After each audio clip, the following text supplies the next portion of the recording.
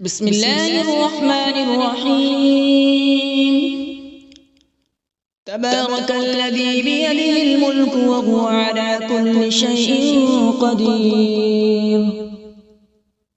الذي خلق الموت والحياة ليبلوكم أيكم أحسن عملا وهو العزيز الغفور. الذي خلق 7 سماوات طباقا ما ترى في خلق الرحمن من تفاوت فارجع البصر هل ترى من فطور ثم ارجع البصر كرتين ينقلب إليك البصر خاسئا وهو حسير. ولقد زينا السماء الدنيا بمصابيح وجعلناها رجوما للشياطين وأعتدنا لهم عذاب السعير. وللذين كفروا بربهم عذاب جهنم وبئس المصير.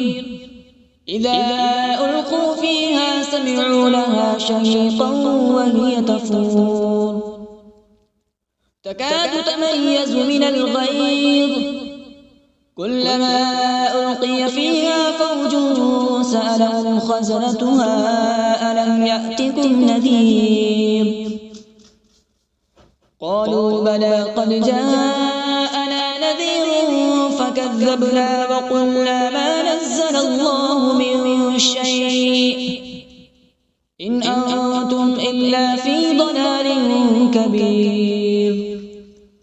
وقالوا لو كنا نسمع أو نعقل ما كنا في أصحاب السعير فاعترفوا بذنبهم فسحقا لأصحاب السعير.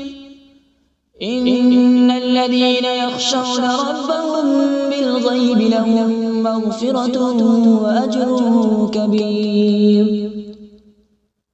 وأسروا قولكم أو اجهروا به إنه عليم بذات الصدور. ألا يعلم من خلق وهو اللطيف الخبير.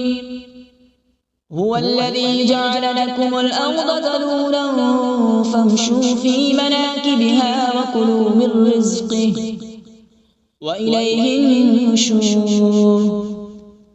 أأمنتم من في السماء أن يخسف بكم الأرض فإذا هي تمور أم أمنتم من في السماء أن يرسل عليكم حاصبا فستعلمون كيف نذير. ولقد كذب الذين من قبلهم فكيف كان نكير. أولم يروا إلى الطير فوقهم صافات ويقبض ما يمسكون إلا الرحمن إنه بكل شيء بصير. أمن هذا الذي هو جند لكم ينصركم من دون الرحمن إن الكافرون إلا في غرور. أمن هذا الذي يرزقكم إن أمسك رزقه بل لجوا في عتو ونفور. أفمن يمشي مكبا على وجهه أهدى أمن يمشي سويا على صراط مستقيم. قل هو الذي أنشأكم وجعل لكم السمع والأبصار والأفئدة قليلا ما تشكرون. قل هو الذي ذرأكم في الأرض وإليه تحشرون. ويقولون متى هذا الوعد إن كنتم صادقين.